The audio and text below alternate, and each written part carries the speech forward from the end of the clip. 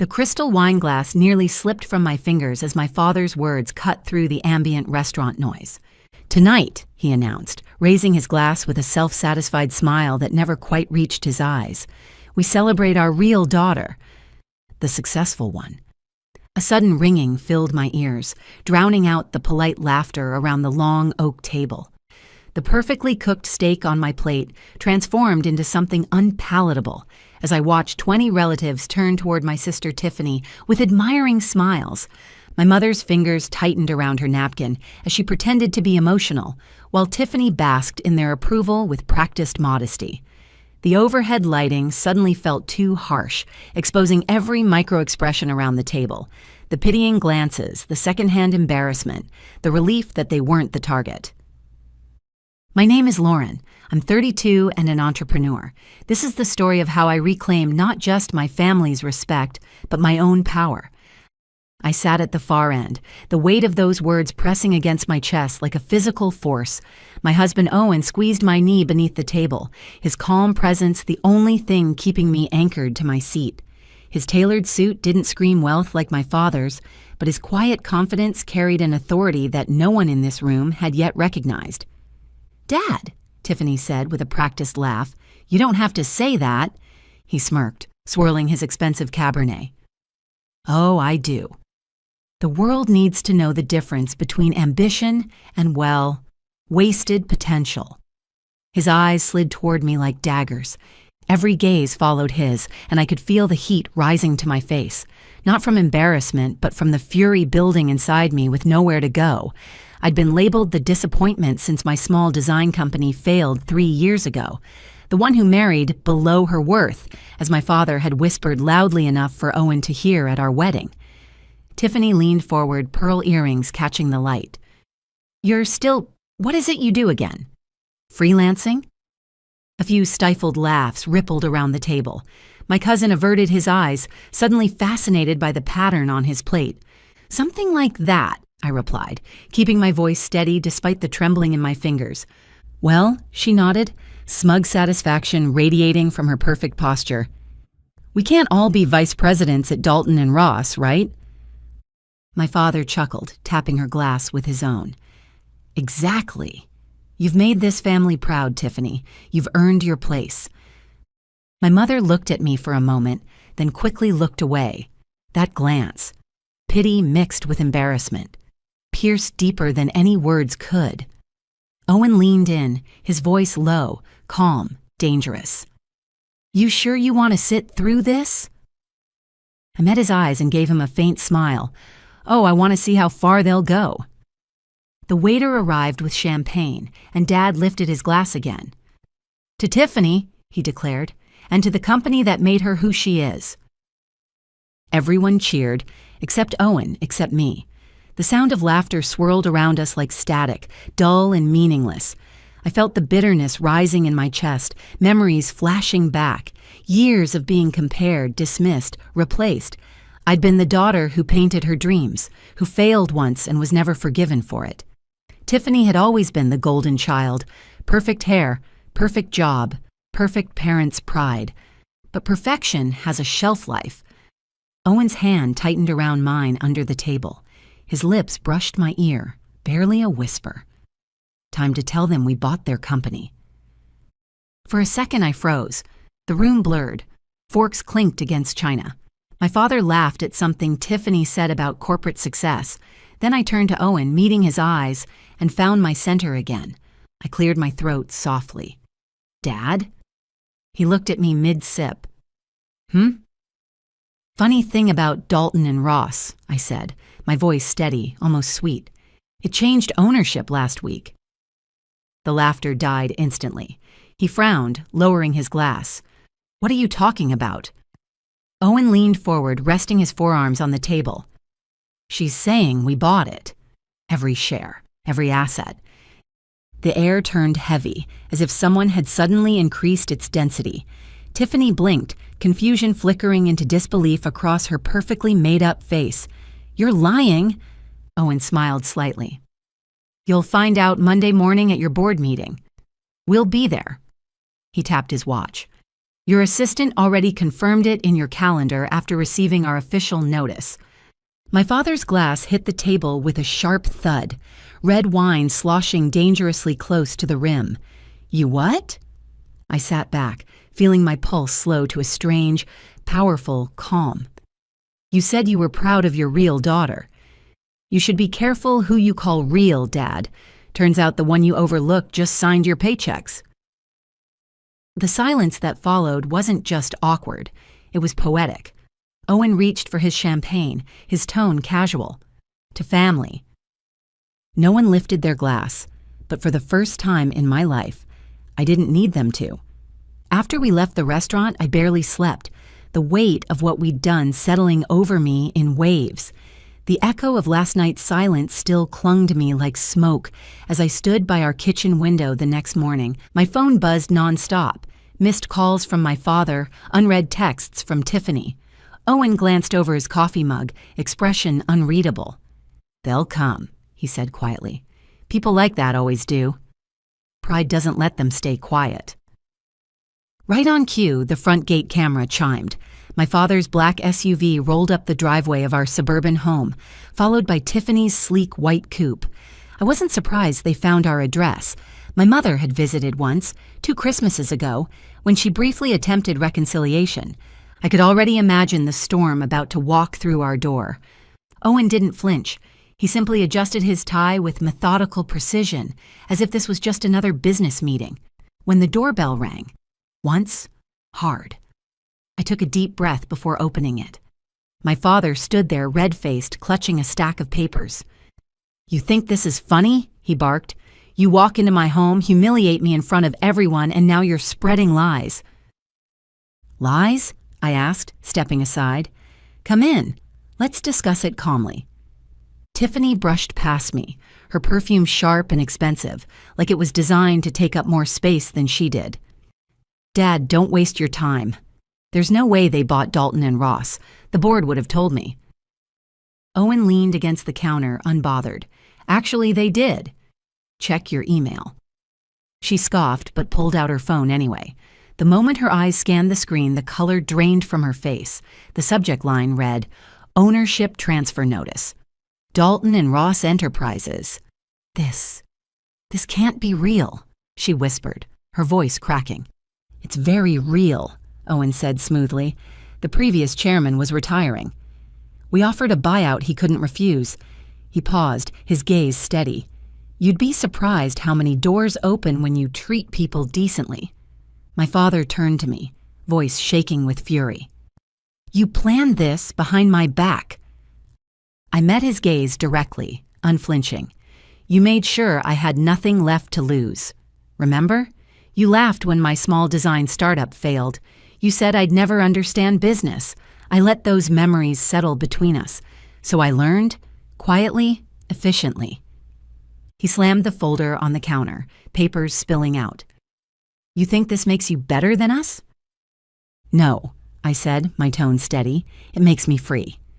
Tiffany rounded on me, tears brimming in her eyes. "You couldn't stand that I finally made them proud. So you had to ruin everything." "Ruin?" I cut her off, feeling something break loose inside me. "You spent years treating me like your personal punchline. You and Dad built a wall between us the moment success came knocking for you. You didn't want family, you wanted an audience." Owen stepped forward then, his voice calm but cutting. "For what it's worth, Tiffany, we didn't buy the company to ruin you. We bought it to rebuild what your father almost destroyed with arrogance and favoritism." My father's jaw tightened. "You don't talk to me like that." Owen didn't raise his voice. "You've spent your life confusing fear with respect. That ends now." The room went still, the ticking of the wall clock suddenly audible. I looked at my father, the man who once told me that dreams don't pay bills, that love was weakness, that my worth was tied to how useful I was to him. For the first time, I didn't see power. I saw panic. "Dad," I said quietly, "I'm not here for revenge. I'm here to show you what happens when you underestimate someone who refuses to stay small." He stared at me for a long time, eyes flicking between the contract papers and my face. Then, without another word, he turned and walked out. Tiffany followed, but not before whispering, "You'll regret this." When the door slammed shut, the silence felt heavier than before, but this time it wasn't suffocating. It was clean. Owen slipped an arm around my waist. "You handled that perfectly."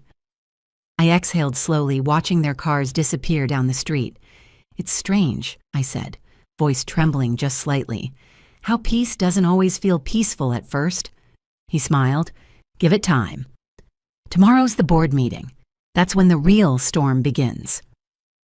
The next morning, as we drove to the Dalton and Ross headquarters, I mentally reviewed the facts our investigators had uncovered about the company's declining profits over the past 3 quarters. Owen and I had spent the past year quietly building our investment portfolio, using the profits from his successful tech consultancy and my reborn design firm. We'd approached the retiring chairman discreetly after hearing industry rumors of his departure, offering precisely what he wanted: a clean exit and respect for his legacy. The boardroom buzzed with quiet tension. Glass walls overlooked the city skyline, the morning sun slicing through steel and shadow. The company logo, Dalton and Ross, gleamed on the far wall, but today it no longer belonged to my father or sister. Owen and I walked in together, hand in hand. The board members, all in crisp suits and power dresses, turned toward us with cautious curiosity. Some smiled politely, others avoided eye contact. They'd already received the official notice. Ownership had changed hands.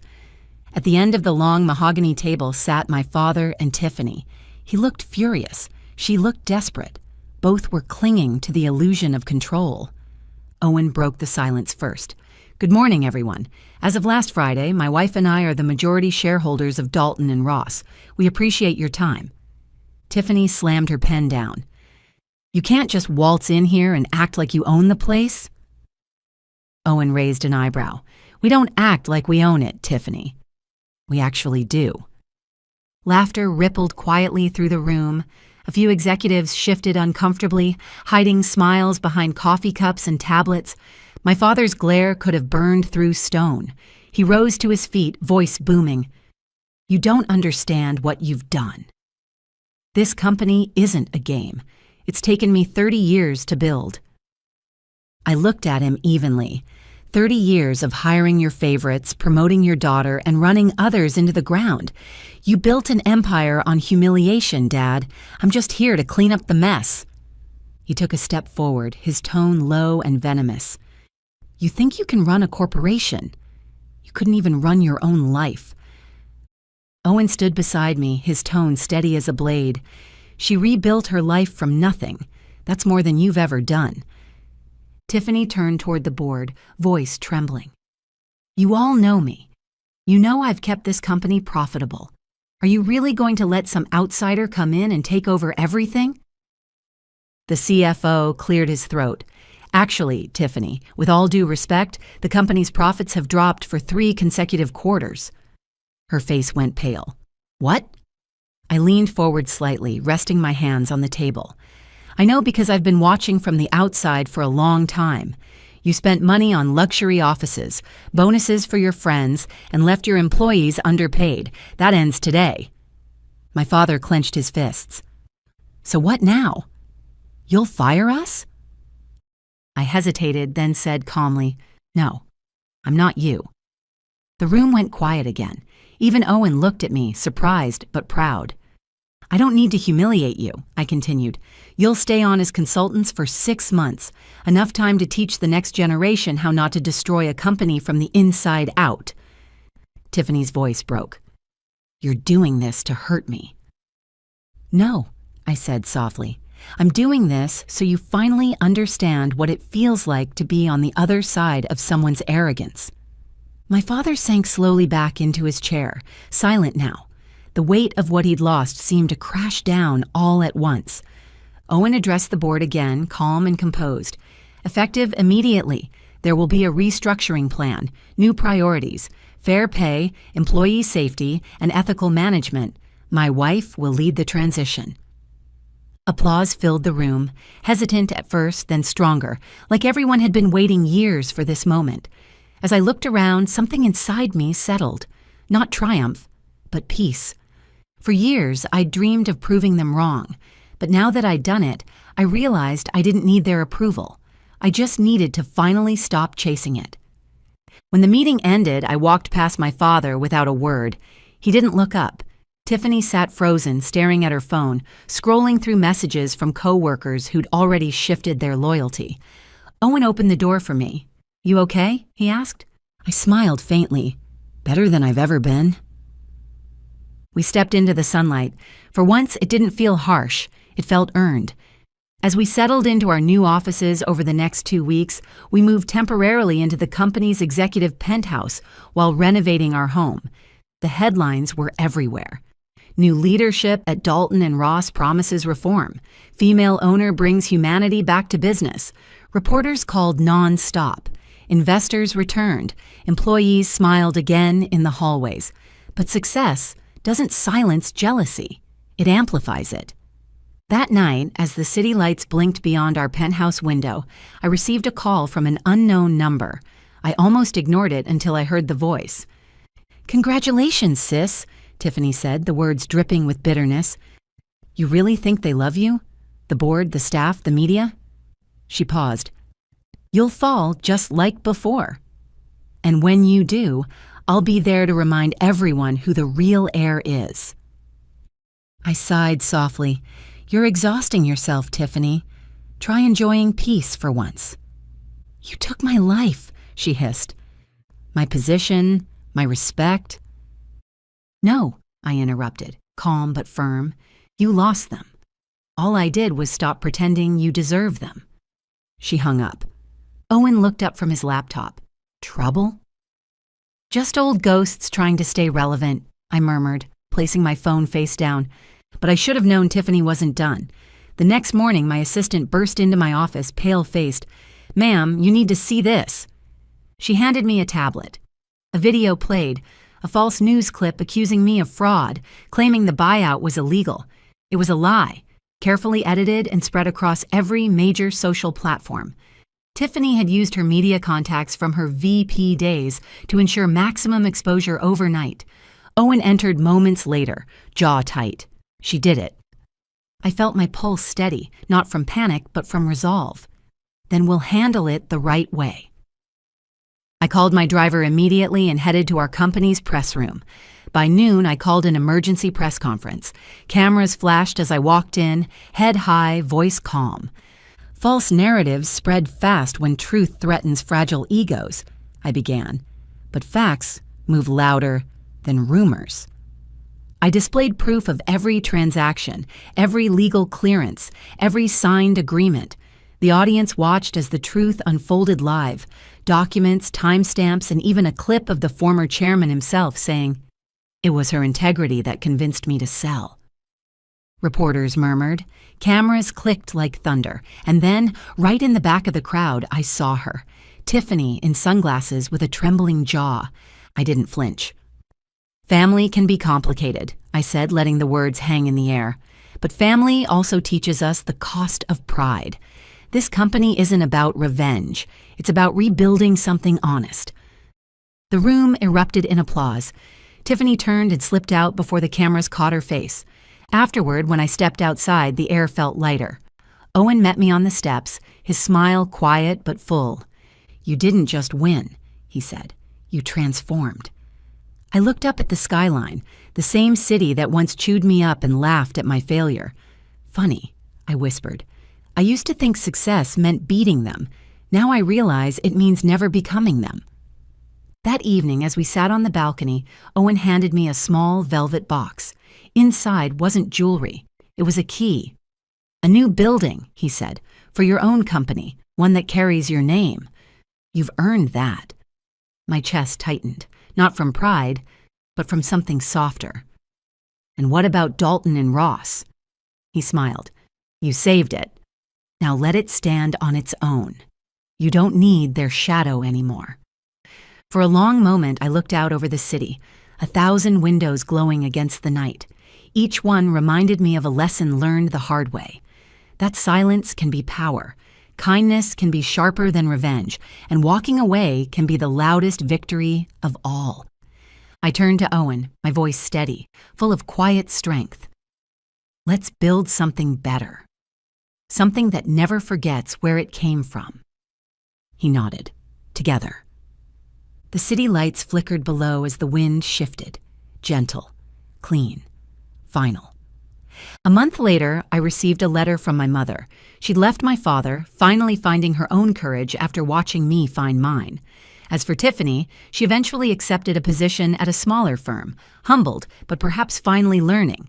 My father, I heard through family, had retired to his lake house, alone with his regrets. Some wounds heal, others just teach us to live differently. Before you go, here's a quick bonus for sticking around. If you love learning and growing like I do, you need to try audiobooks. I've got an exclusive deal with Audible. Your first month is completely free. That's access to over 500,000 titles. Zero cost to you. All the details are waiting in the description. Don't miss this one.